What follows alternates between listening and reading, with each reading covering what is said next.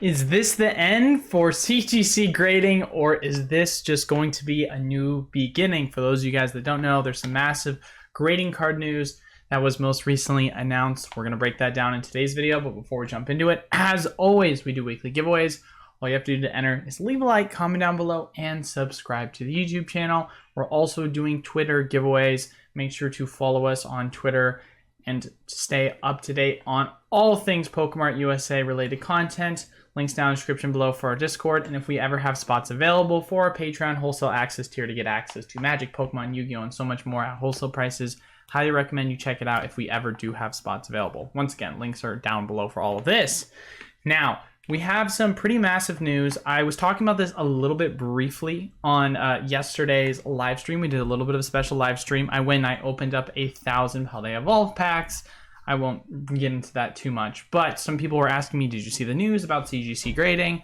And I only got a first impression of what people were saying, which was extremely negative, but I wanted to give a little bit of a touch on my overall opinion of this first and foremost. So for those of you guys that don't know, as the header says, CGC trading is going to combine with CSG and become the world's second largest grading service. Now, I don't have the chart in front of me, but in terms of the overall market cap of CGC and, compared to PSA, which is the number one, CGC and Beckett combined, and obviously this is CSG, but Beckett combined, which is, the second and third largest, are still smaller than PSA times like 7 in the overall market dominance.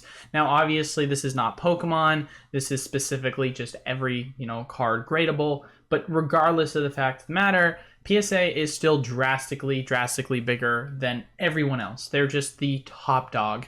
And with this, CGC wanted to try and make a merger, which is hopefully in their mind going to be a competitive move in a very much so competitive landscape, in the hopes that it would change the overall dynamic shift and market in their favor. Now, the initial backlash has been extremely negative, and we're going to break down as to why. So we're going to go down. This was an article that was sent to me by one of our followers, Average Player, shout out to him, a longtime listener of the channel. He basically sent me this article. I went through and I broke it down. Or I'm going to break it down for you guys. So here's a couple of things they've changed. One, it's dumb, but aesthetically speaking, it's not really dumb. Let's be honest here, guys. Labels matter, right? And if you look at the old label and you look at the new label, do I like it better or worse? I mean, it's like it's not crazy. Like, it's nothing that just knocks my socks off when I look at this label. I guess the silvering on the, the texture is kind of better, but the outside is, I don't know. It's just underwhelming, right? So for something that's as big of news as this, you would hope that they had so much opportunity for creativity when it comes to labels, and they just went with boring, right? But at the end of the day, come on. Like, as much as I would love to, sit here and crap on their labels, that's not what really people are up in arms the most about. It's the fact of the matter that they've officially changed the way they're going to have their grading standards. So down at the very bottom with the FAQs, they go through and they have a discussion with you about all of the new changes that are coming. So a couple of things first and foremost. One, they're officially getting rid of perfect 10s. They feel as if they had perfect 10s, gem mint 10s, and pristine 10s. They said, hey, we're just going to get rid of that, and we're just going to say we're only going to have pristine and we're going to have gem mint. So there's going to be two different variables to the 10s. As you can see, what it says right here in the article, it says the perfect 10, which was seldom, will no longer be assigned in both surveys, because everything that they're pulling up right now, literally everything that they're doing is based off of what it looks to be a survey poll that they ended up doing. But the majority of respondents stated that 3 10 grades, so pristine, perfect, and gem mint, would be too many. After careful consideration, CGC has decided to make the top grade pristine over perfect, and then after that, they're going to, if I'm correct, still have a gem mint 10, which here's where it gets really crazy, right? So, all right, in their mind, they're like, we're going to get rid of perfect 10s. Frick perfect 10s. It's harder to get 10s. There's too many 10s, right?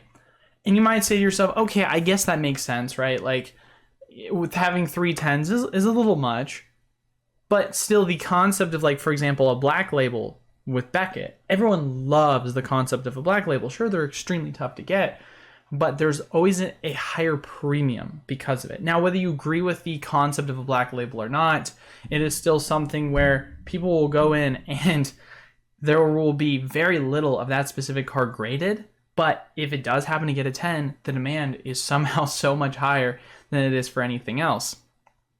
And whether it be, compared to PSA, I mean, we're talking black label, shiny GX Charizard selling for $7,000+, but a standard PSA 10 Charizard is going to sell for like $700. So it's crazy to see how much the dynamic can hold when you have something that is deemed as perfect, which CGC said they're going to get rid of. So, in a slight criticism with that, I would say, okay, well, if you're going to get rid of 10s, I think if anything, you make the argument that you get rid of the pristine 10, right? Not the perfect 10. People like the perfect 10, but the pristine 10 should have gotten rid of. But, small criticism there, or I don't know, big criticism depending on how you look at it. But here's where it gets really messed up, right? Not only did they get rid of perfect 10s, but they also said, what we're also going to do? If you got yourself a 9.5, because we got rid of the perfect 10s, if you got a 9.5 Gen Mint, no worries. We're going to make it so that you can bump your card up to a 10 by just paying a $5 reholdering fee. So cards graded Gem Mint 9.5 are equivalent to cards graded Gem Mint 10. You can keep your Gem Mints 9.5 and they'll be considered 10s. To verify CGC cards, if you like a reholder, it's only going to cost you $5 for cards valued under $10,000. I mean, this is a very interesting market move by CGC. And the question ultimately is going to come down to this. And I know that the initial reaction is extremely negative. And just me reading this out loud, it feels so dumb, right? It feels so stupid that they're doing this. But at the end of the day, just because I look at this and I say this feels really dumb, doesn't mean that I'm the general rest of the market, right? A perfect example of this is, one of my favorite games of all time is Call of Duty. It was something I grew up on as a kid. Black Ops 2, Modern Warfare 2. That was the stuff I grew up on, right? As progressively the game has gone on over time, it's gotten progressively worse. And one of the biggest things that there's been a huge complaint of in the Call of Duty market is that they never listen to the fans. They don't really care about the fans, and they're going to lose money because they don't care about the fans, right?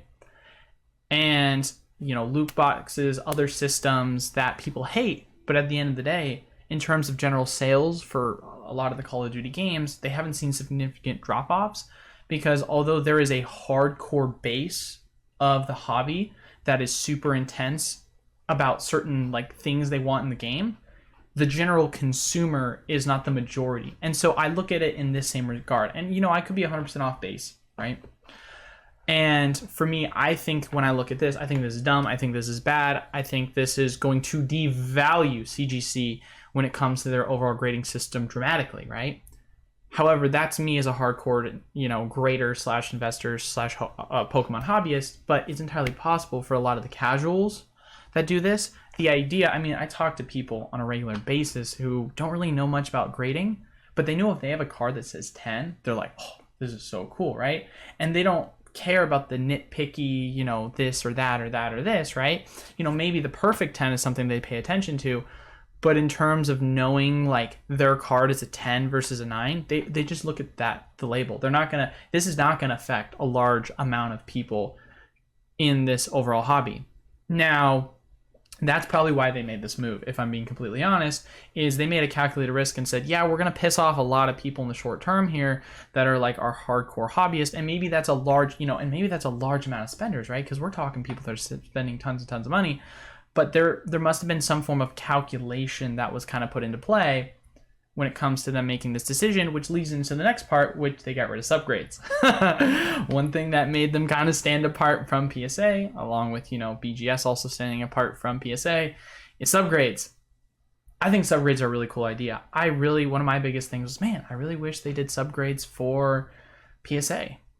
But guess what? CGC says we're getting rid of subgrades because a very small number of submitters, as you guys can see, we'll scroll down a little bit more so we can read on the article. What happened to subgrades?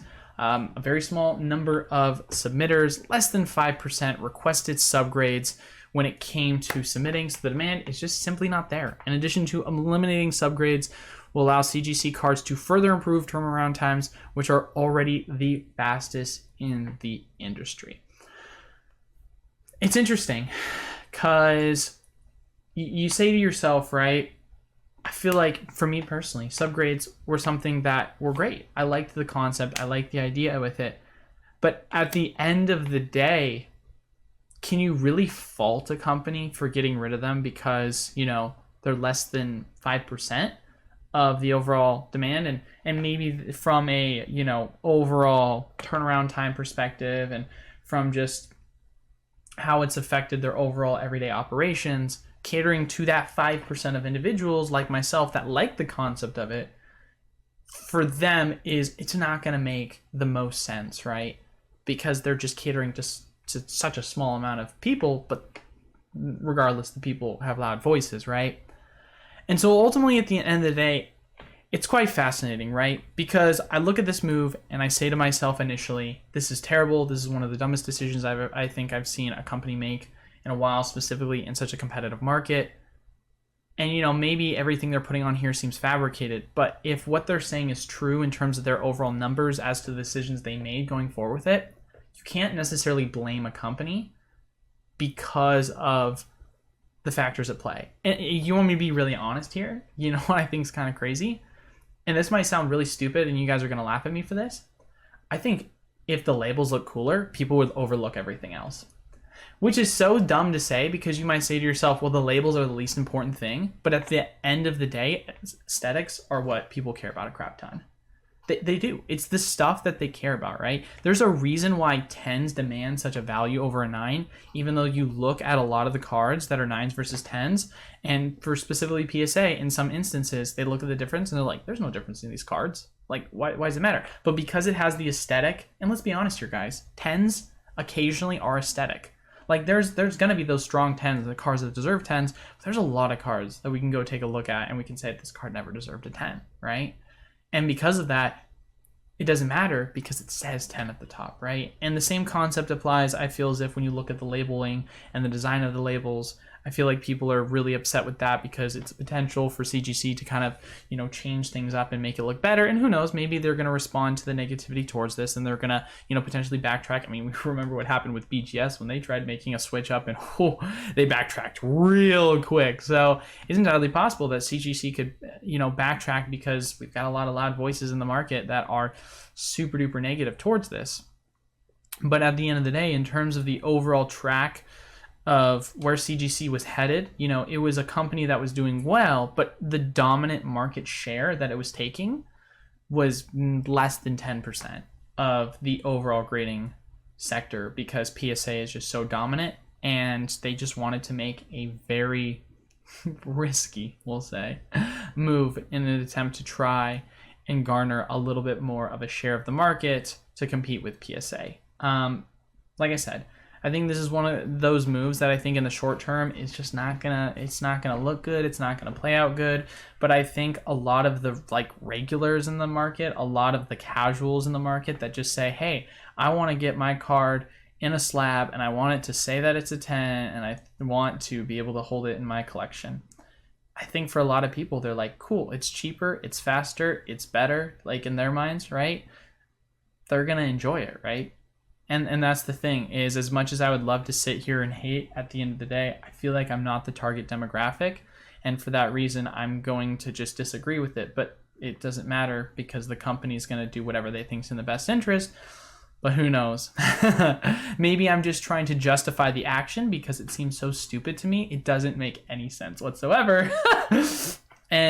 But you know, if the statistics they have on their side is backing it up, then maybe there's some general merit to it. But ultimately, at the end of the day, a couple of things also that changed. Obviously, if you want to go check out what's happening with the population reports, what's happening with the registry, and a couple of other just regular Q&A questions. that you can go check out on the overall article. But outside of that, man, I don't know. I want to hear what your guys' opinion is. Obviously, once again, I'm trying to give my own personal opinion, but also I am trying to disconnect myself from my opinion versus what I think the rest of, the market might think or what the company's decision is. So, I'm trying to give multiple different perspectives. I'm trying to play devil's advocate. So, when you are responding to this in the comments, please take this into consideration. And I want to hear your guys' full, honest opinion on what you think is up. Why did the company do this versus whether you think it was a smart move or not. Just kind of have a little bit of a fruitful discussion of this because it's an interesting move nonetheless. And it's a very polarizing move to say the least. So, at the end of the day, only time will tell what is going to happen from here. But as far as it goes for today's video, ladies and gentlemen, that is all. Hopefully you guys have an amazing rest of your day. But as always, we do weekly giveaways. All you have to do to enter is leave a like, comment down below, and subscribe to the YouTube channel. We post pre-recorded content each and every week for you to do so. Also doing Twitter giveaways. Gotta give us a follow if you want to be a part of that. If we have spots in our Patreon ever, definitely recommend you checking it out to get access to wholesale prices on product. And outside of that, you guys know Discord is the place to be to stay up to date on all things PokemartUSA and be a part of that community. But that is all. Thank you guys all so much for watching. Until then, I will see you guys on Thursdays live at 12:30 as always. Peace.